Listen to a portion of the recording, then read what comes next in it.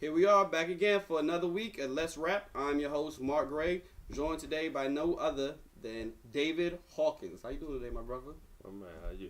This is the interview I'm probably looking forward to the most out of all the interviews I've done, my brother. This is like a proud moment to actually be sitting across from you and talking with you and getting this story out there. I feel like it's a story that needs to be told, and I'm happy to be here and get this story from you. Happy to tell it. So let's just I'm gonna set the stage for you. So Big 3 season 2, we're going across the country, going to different stadiums, and I'm sitting. You're out there playing, so you don't get to hear this. I'm sitting in the crowd, different places, moving around, and the same thing I keep hearing: who's that? Who's that? Who's that? Who's that guy? People grabbing their programs. People, who's that guy? And you look at the leading scorers, and you see Corey Maggette, Ricky Davis, David Hawkins. Who's that? Like, you became the who's that guy of the Big 3, and we're gonna answer that question today. Like, who's that? Everybody in Philadelphia knows you. You're a Temple legend. The school's third all-time leading scorer. That whole conference knows you, and we're gonna get to that story today about who exactly is Dave Hawkins. So, you're from the DMV, right? Tell us about your high school or where this dream for basketball started. Okay, so let's go back to we're going back to National Christian Academy. Mm-hmm.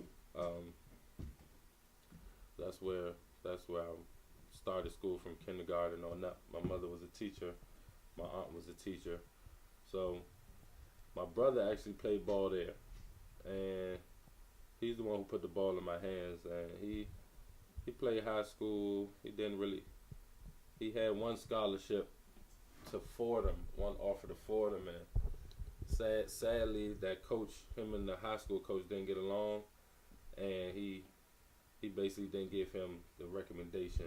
He turned them off, Fordham off to him. But anyway, that's who I always aspired to be like.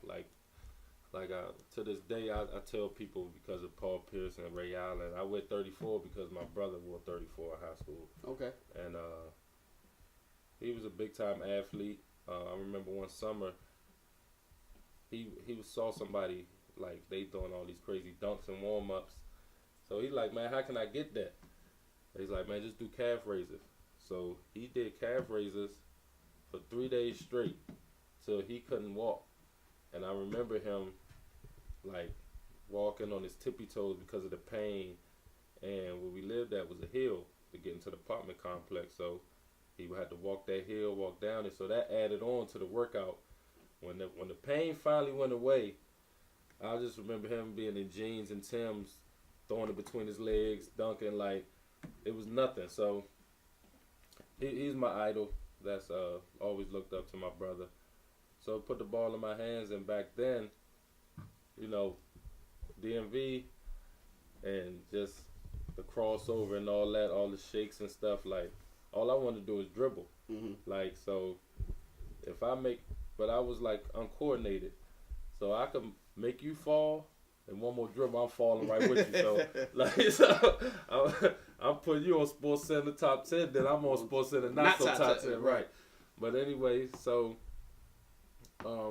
yeah, just dribble. I never really put the work in at that age. Like, it wasn't that important to me at that age. It wasn't until about like 13, 14 maybe, when I got a little growth spurt. I started dunking, and I saw that the guys who were, when I'm 10, 11, and the guys a year older than me, they're way more advanced, and I surpassed them. And this is just off just natural ability, and I just love being in the gym or outside on the courts. I just played a bunch of ball, and naturally you're just gonna get better. So this is National Christian. My brother got me into playing ball. Go ahead. So my brother, he runs into a little trouble. He goes away for a while. So it was me and Moms has nothing. She didn't even want me to play basketball. She want nothing to do with it. So that's when at National Christian, my sophomore season, I led the county in scoring, like the 30 as points. a sophomore. sophomore year. Okay. But we lost like we probably lose by 30, but I was right at you. Like in that conference, I played against DeMar Johnson. He was at Newport Prep. Delonte Hill. That was my freshman year, but sophomore year, DJ. I was playing against all these like good Ranked players. right. Like I played against Anacostia. They had Dante Smith, Lonnie Baxter, and I always let they would beat us, but I always leave my mark. Mm. So Curtis Malone saw me at one of DJ's games and was like, come to assault. So then I started saying like, this is like real, like traveling, playing against really good players, and always naturally been a competitor. So going against these players, I've learned from them. I competed against them. So I knew if at National Christian, I wouldn't have got there. At that time, they wasn't a basketball school. They didn't recruit. Whoever went there just went there. Now they're a basketball school and also a good football school, and they're recruiting for this. But at that time, I'm like, I'm not going to get the exposure, or I'll be selling myself short if I stay here just to average a bunch of points but not get any better or not win. So then I started to look at other schools around the city, DeMatha, Gonzaga, of course, all the WCAC schools, and it pretty much was a no-go when all boys. Nah, I'm cool. I went to interview with them, but nah, let's go down the street down North Capitol to Carroll, to the private public school. So went to Carroll, and played. I saw the difference from playing against competition with better players. So I'm thinking it's gonna be sweet. Yeah, all right, I ain't averaging 30, but I'm averaging 25. Like, that first year, the first few games was a wake-up call. It's like, all right, you got to change the game around. Like, you got to get used to playing with players, trusting in your teammates. So senior year, met, played in the Capital Classic, and just could continue. So what? Stay in the high school. And your senior. So going into your senior year, like, what type of buzz are we talking about? Are we like fringe McDonald's All-American? Are we talking mid-major? Lots of, like, all the schools on your line, or what was your recruiting level at? So my recruiting level was I wasn't high major, like I could choose where I want to go. Right. Yeah. So I mean, I put in work on the circuit with AAU. We had Bernard Robinson, Cliff Hawkins, James White, Dave Holmes. We had a decent team. I think Bernard was high major. Cliff was high major. I was just always solid. You know what I'm saying? So I had my highest offer might have been maybe Miami. Okay. But like, for instance, like Duke, just because of Johnny Dawkins, is like, oh yeah, I like the kid. Oh, I like y'all too. That was about it. The one question I ask everybody who ever comes through this basement from the DMV, Maryland, ever even pursue you? Maryland. It's my own personal question I always have to ask. They came to see me a few times. An offer, no. I had Gary? an offer from Georgetown. Gary came to a game, but I think it was Dave Dickerson, maybe. I might be getting his last name wrong, but right. Dave has ties to Archbishop Carroll too. Okay. So it was probably because of that. Like, you got to give me a look. Right. But like I said, so no that was offer. never really on the table. The No. Maryland was never really a thing. So Nope. it was never an option. Another one that we missed. All right, so Temple. So how you end up at Temple? That's not a small school. So I'm gonna tell you about that. So Temple wasn't my first choice. I actually signed with Tulane with Perry Clark, local guy, went to DeMatha. Real good dude. He did a heck of a job recruiting me. He got in good. You know who else went to Tulane? Mahmuta. My man. Go ahead.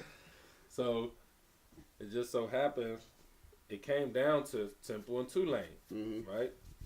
So this is where it gets funny.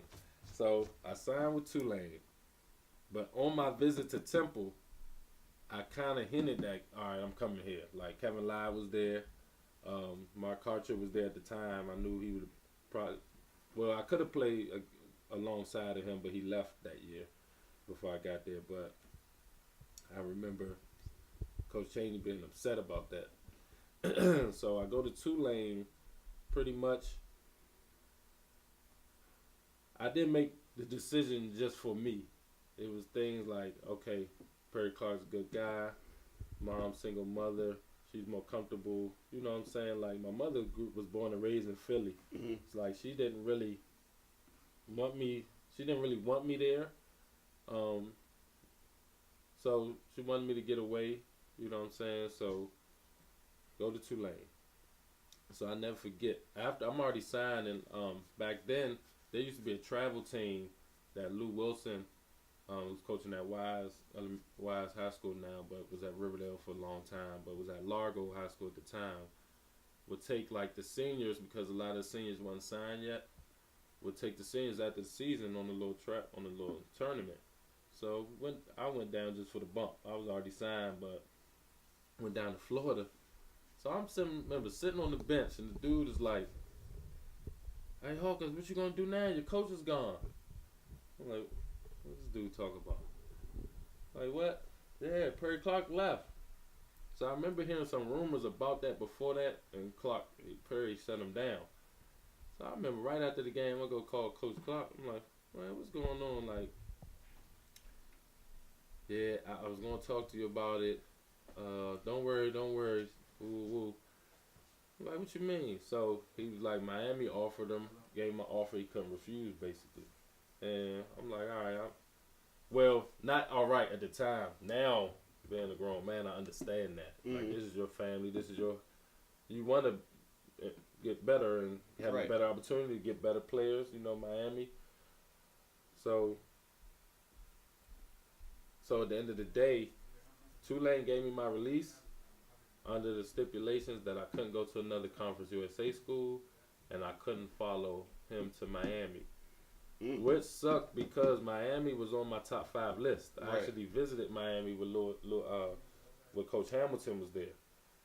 Leonard Hamilton. Yeah. So I'm like, oh, bet. I get to go to the school I really, really wanted to go to. With the coach. With the coach that I wanted to play for, so couldn't follow him. So I go crawling back to Coach Chaney. And I'll never forget my high school coach, Carol Holmes, called him. He was like, "Yeah, Dave, such my..." Who? He was the original Soldier Boy? Man, what?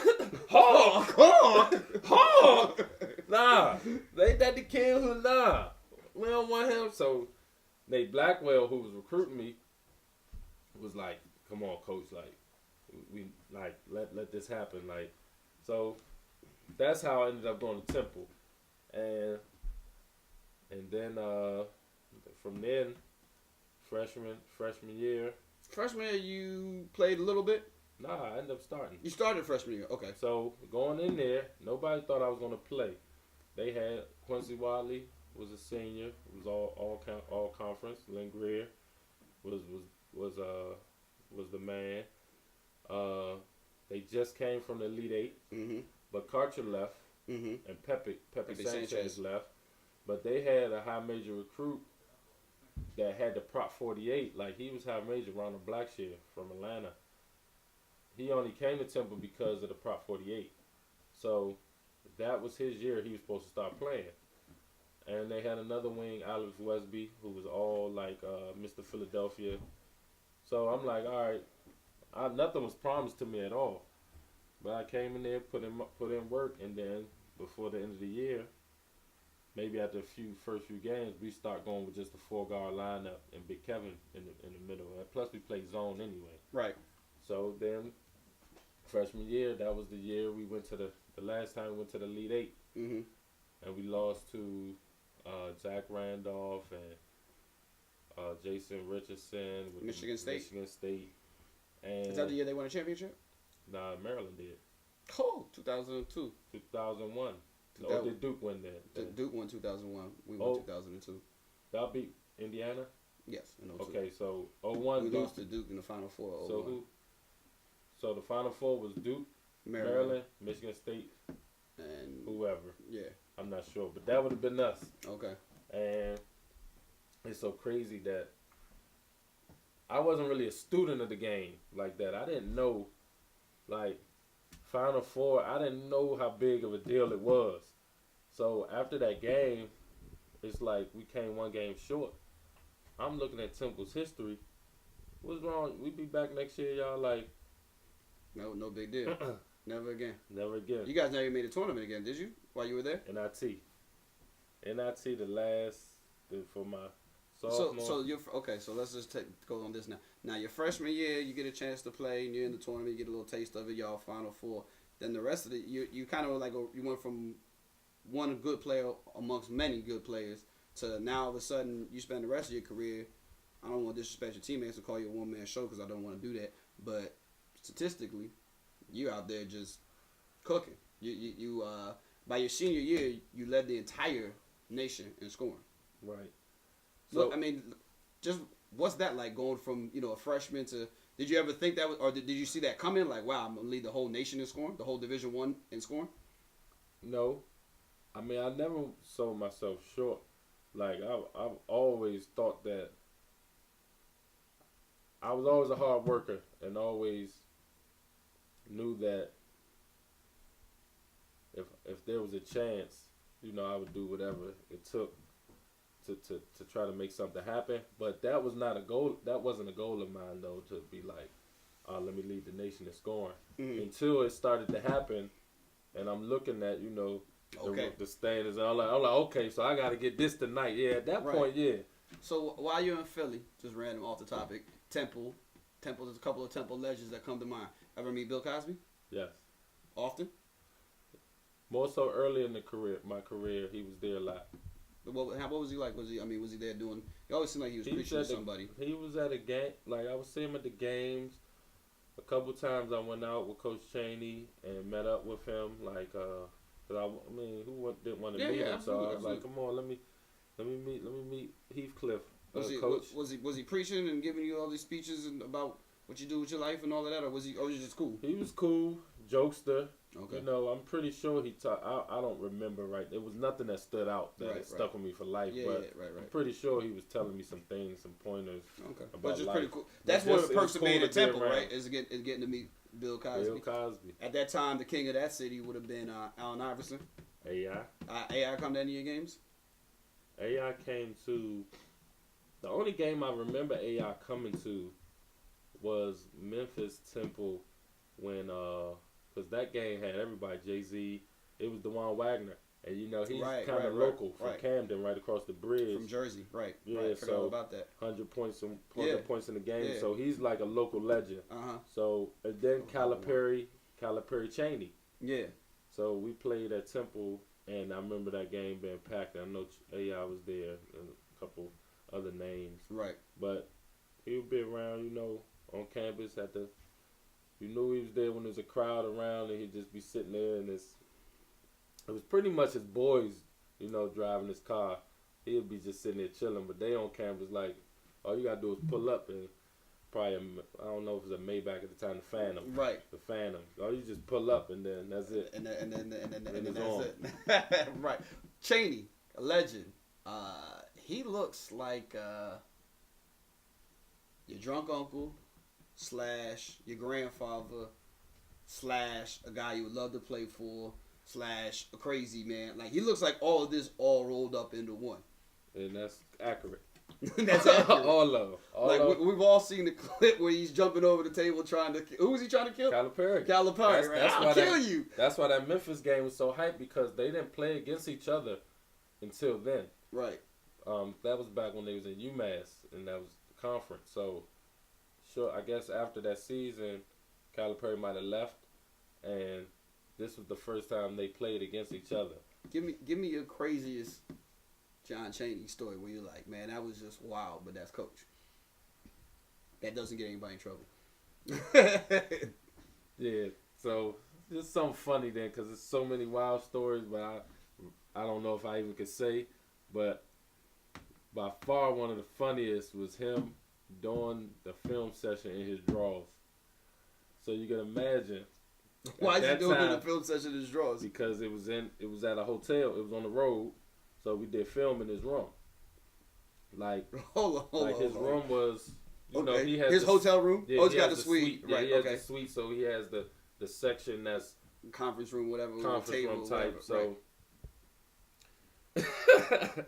So, like any other normal time, we have film there. So we go up there, we wait for him to get ready. Like the video, the assistant is getting prepping the video.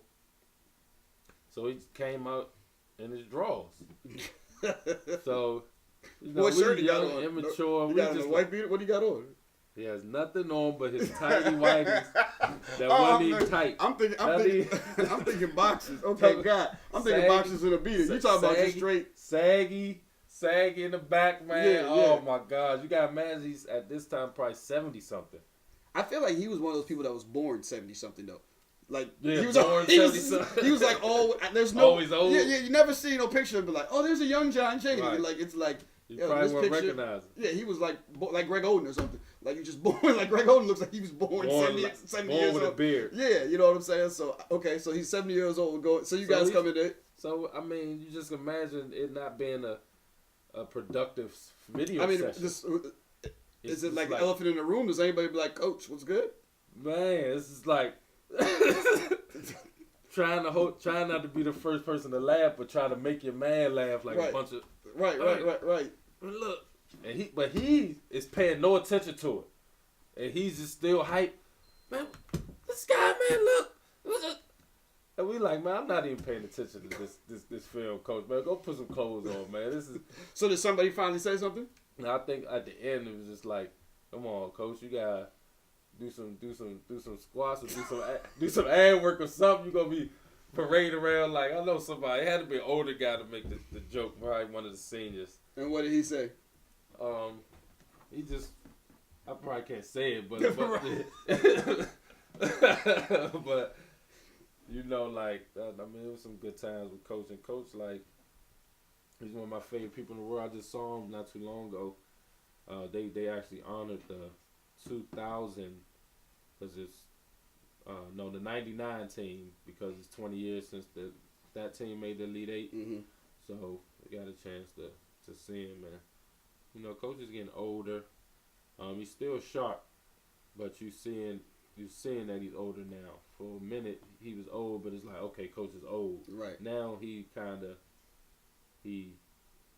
carries himself like an older person now. Like you see the times wearing on. So it's important that I got to see him and try to see him as much as I can, because you never know when it'll be your last time. So going back in your senior year now, you're leading elation and scoring. You're winning all the conference this, conference that, and you're racking up all the individual awards. Now, are you in your head?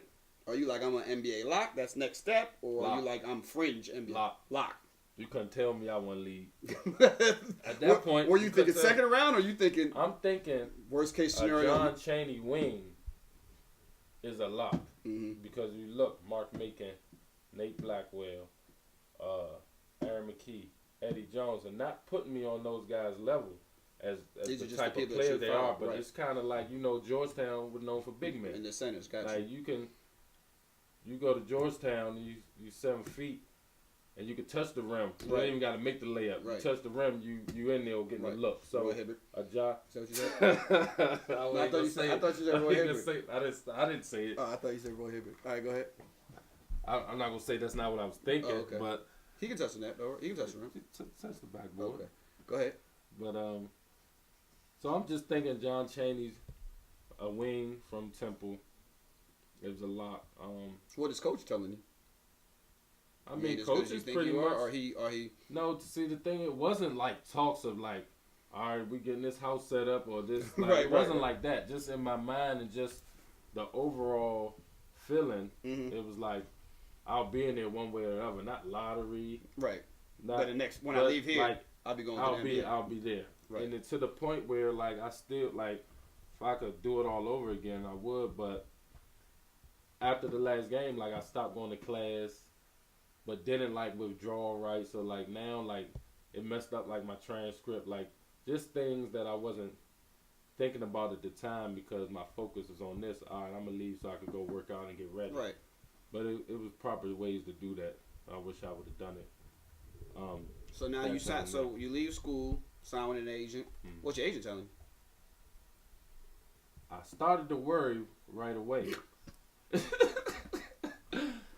Started to worry right away. Well, what was the red flag? So It's funny I didn't get invited to Chicago pre-draft camp. Didn't see that coming. And the reasoning was we seen a lot of him. 4 years. 4 years, we know. Mm-hmm. But I'm like, okay, I lived with that for a day until I found out other 4-year players was there. Then I'm like, hold up. Got heavy dose of that I was too. like, oh. Right. So fire him for the draft. How long you had him? It was other things going on, and I don't be knowing the statute of limitations of these things, so okay, right. No, there was some other things going on, so I wasn't comfortable in that situation, and I felt like I jumped the gun to even go to that situation, so I ended up leaving and going with the guy that most Temple guys go with, Leon Rose. Okay. And Leon was just like, I mean, I'm hearing good like, it was a whole bunch of good things. Like, all my workouts went well. All my pre-draft workouts. I know Philly had an early pick. They took Iguodala. But Philly was probably my best workout. And I went against J.R. Smith.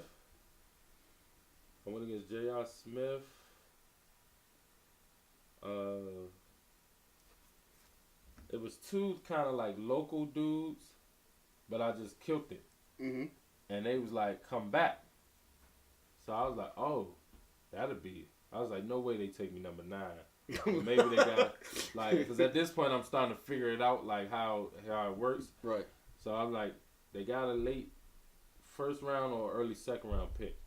So I'm like, all right, maybe I'm getting looked at for that. I'm like, it's cool. I was like, whatever. I would love to be in Philly. Mm-hmm. So they brought me back. So that workout was with Jameer Nelson, Ben Gordon, Josh Childress. Nice old crew. Right. And they all got drafted first round and everything. And I wouldn't say I dominated. I held my own. Right.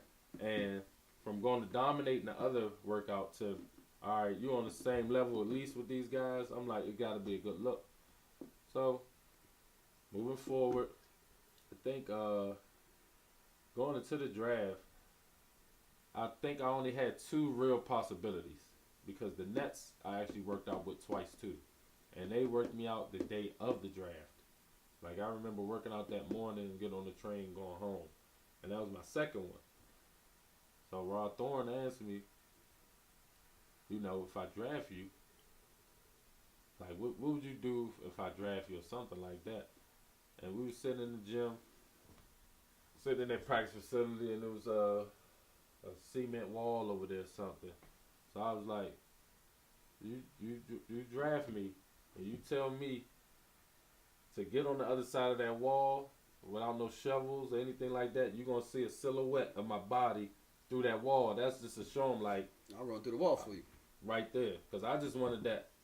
You want to hear your name called, mm-hmm. but you want that chance. Like, you put in all this work. Like, that's the ultimate goal. So, and then New York, the Knicks, they had the 46th pick or 43rd pick.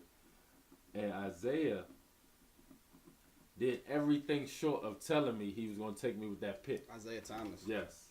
Doesn't that you feel weird talking to somebody like Isaiah Thomas, though? Yeah, I mean, and it's crazy because he played with Vinnie Johnson, and they used to call me the microwave. Oh, okay. Right there. Yeah, so he used to joke with me like, man, you ain't no microwave. I knew the real microwave. I don't know who you is. Like, make a joke. So I'm like, all right, if anything, Zeke, I've been in New York. I like the Knicks. So I didn't even, my nerves were so bad, I went to the movies. On the day of the draft? Yeah, I don't remember which movie I watched because I didn't really watch it. I'm sitting in there just looking at my phone, like I'm looking at the screen, but looking past the screen. Goes down, draft is over. So the Knicks take Trevor Ariza, which is the best player they could have took because Trevor is still playing to this day, champion. So I'm like, they made the right pick. I don't remember who the Nets took. But right after that, I get the call. Right after the draft, dang. But, you know, it works. So they move so fast. The drafts happen. These guys are already making their next move, setting up their summer league teams and this, and that. So I go play summer league with the Knicks. Mm-hmm. While I'm in summer league, the Rockets call and like we want them to come down like they're stay here for the summer and like work out and you know. So I went there, stayed in Houston, went through vet camp and everything, and this is probably this has probably never happened to anyone in the history of the NBA. But to this day, I can't wait to cross paths with Jeff Van Gundy again. Jeff was trying to make a trade beforehand to free up spaces. The trade that ended up happening was later on that year when they got I think they got rid of Reese Gaines. They got Reese Gaines and the T-Mac trade from Orlando. Right. They was trying to make some other moves that didn't happen till later in that season. Which would, if it would have happened, you would have had a spot. Right. So he was trying to make a spot for me. He came down set and told me, he said, we need 3 point guards on the roster. Bob Sir was about to have back surgery.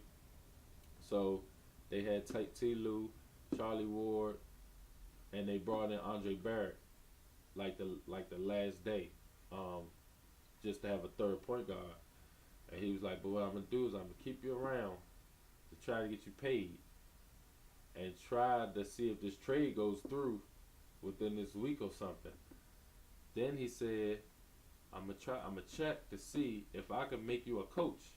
And you practice, I swear, you practice with the team.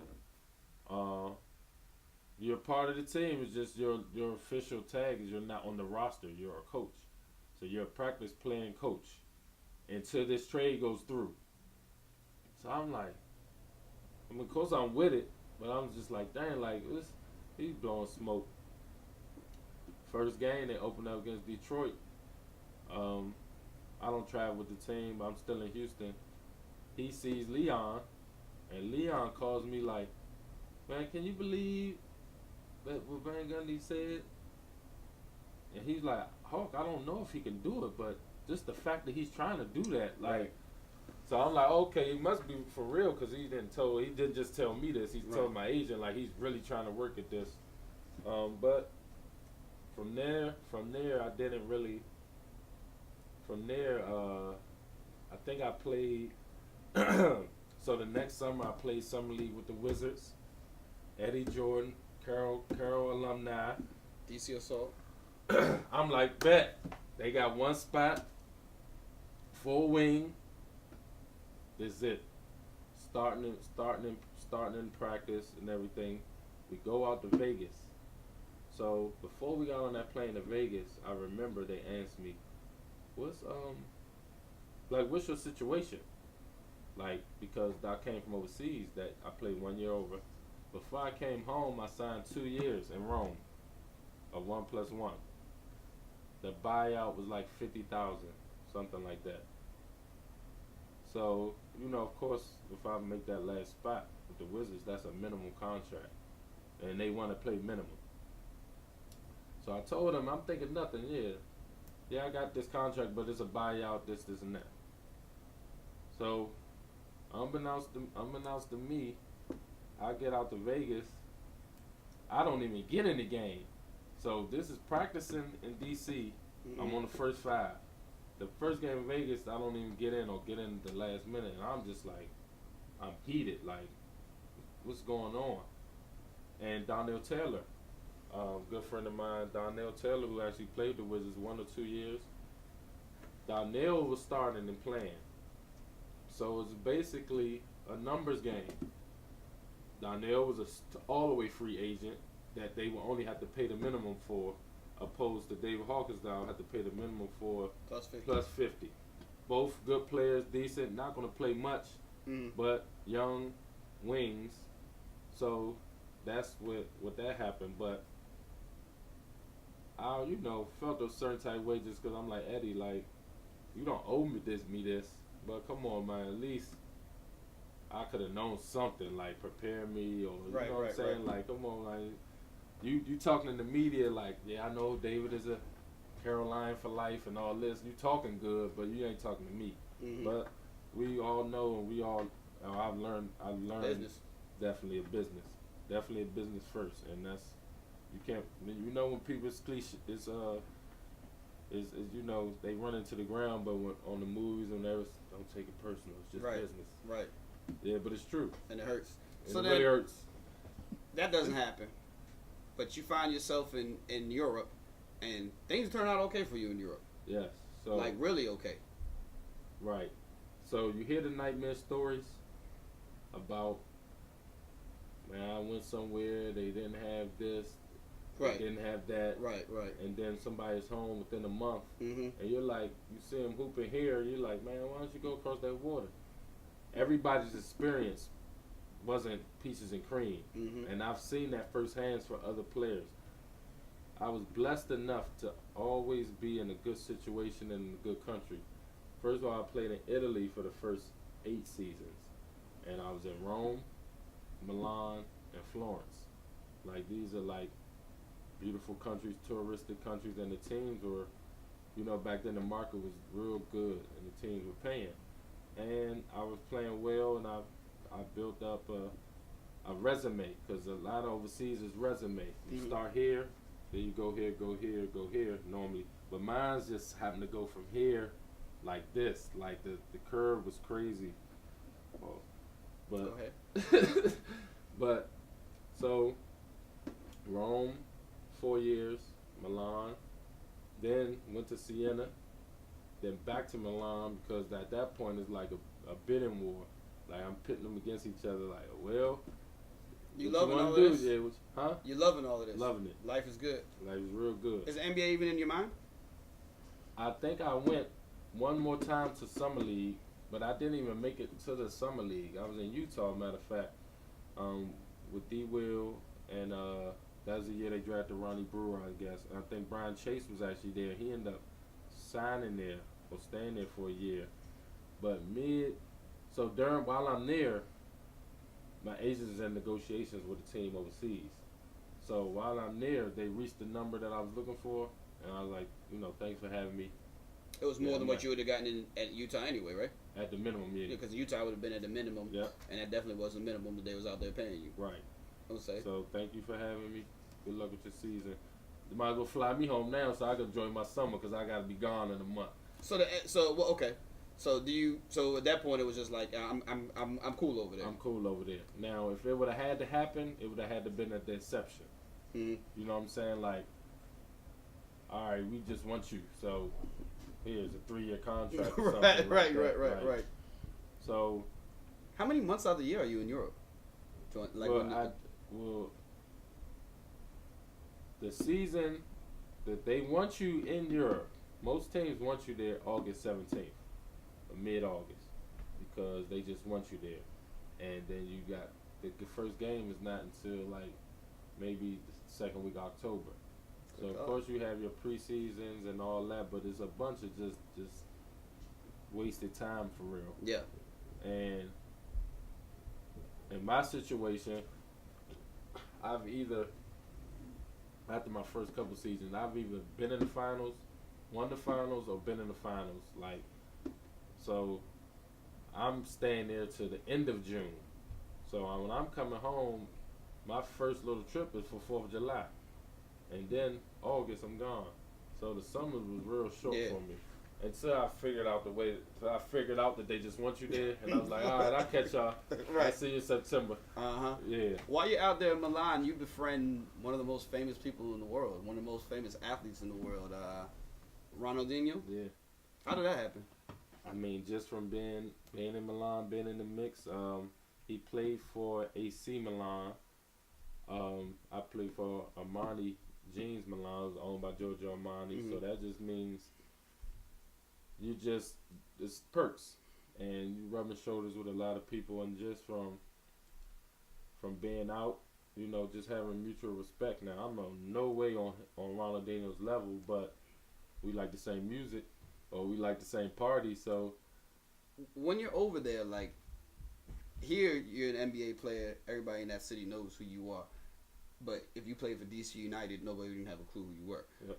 So over there, like, how big is the basketball team? Now, in your city, they know you because they're rooting for their team in that city. Now, over there, the soccer players are the NBA players. So I can walk to the store and be fine. Nobody recognize you. Or maybe I'll sign a little autograph or something, but they're not flocking or like causing a ruckus. Right. Like, I don't have to call them all and be like, hey, man. Right. I'm coming in there to get some shoes today, man. Keep them peoples off. Right. Me. But that's pretty much how it is. So you could, depending on the city, because depending on how passionate they are about basketball, it's not the same level as being in the NBA here. Now, Ronaldinho's star level, his star power, his rock star mentality level, compare it to Allen Iverson here or LeBron here. There? Yeah. Like what? It's probably similar. He's like that big. Ronaldinho? Yeah. Yes, I'm trying to see if they're on his level. Got you. Because I'm trying to think like, if he walks to the mall, that's a wrap. If he walks somewhere over there, like with the ruckus, like AI causes a ruckus. Mm-hmm. You know what I'm saying? Brown would cause a ruckus, but this is like, man, bigger. It's bigger. Like it's really? Soccer is the biggest sport in the absolutely. world. I mean, so, I'm not saying this is. But I didn't know this till I got over there. I don't know how you didn't know that. I told you I wasn't really. You need to travel a little bit. Like, it's the biggest sport in the world. I was just like hoops, man. So it wasn't until I got there when I would start hearing these soccer stories, and one that always stood out, and I'm not making this up. My first game that I saw over there, soccer game. Yep, it was the Champions League Finals, Milan Liverpool, and you got to research this, but this will have to be in 04, 05, 06s, something like this. Milan was up 3-0. And at halftime, soccer, 3-0, you might as well be down 50 to nothing. Absolutely. Yeah, in basketball. The thing is, in all the soccer games I've watched in my entire life, I don't know if I've seen three goals. 3-0, and then the champions, the biggest, this is the finals. Mm-hmm. Liverpool came back and beat them. They tied it up, so it came down to the penalty kicks. And I remember the goalie with this. He psyched the dude out like one of the best strikers from Milan. He was doing some crazy he might have turned his back to him and did like this, kicked it out in the stands. Like Liverpool won that game. People going crazy. Like I saw the excitement. Being at that game, you probably never. I wasn't there. Oh, okay. No, okay, that's the first game I saw on TV. Okay. That I even watched. Right. Now I've been to some games and been to derbies. Crazy. Like derbies where they like riot police. Like it's like nothing here that you've never seen like before. You could go to the game and lose your life. Absolutely. Like, but that brings more excitement to it for them. Yeah. Not for me. I'm like, you lose your life. Right. Like, yeah, absolutely, absolutely. But the first story I heard, World Cup. Now, so soccer is the biggest sport.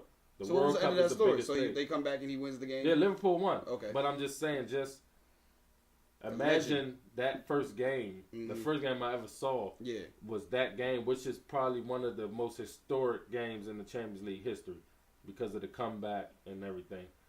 But the first story I heard was a World Cup game, and the guy's team is playing, or country is playing, and his wife keeps bothering him. Like, whatever she's bothering him about. Oh, what you want to eat? Babe, I'm good. I'm watching the game. You want something to drink too? Babe, I'm good. I'm watching the game. Did you... Thor. And got back to the game. Now, after the game, they won. Babe, we won. He threw out the window. Didn't even know. He didn't even know until after the game, and he realized, babe. Yeah, killed his wife. Or broke something. Like, you got attempted murder. Off a soccer game. Game. It's real. It's real. That's absolutely real. I can't imagine that happen from Warriors Cavs. Just not gonna do that. Right. So that's why I realized. Nick Wright might do that for his wife over LeBron. Maybe. I think Nick Wright might throw his wife out. If anybody would do it, it would be him. Nick Wright, that's the he treats basketball the way they treat soccer over there. There's no question about that.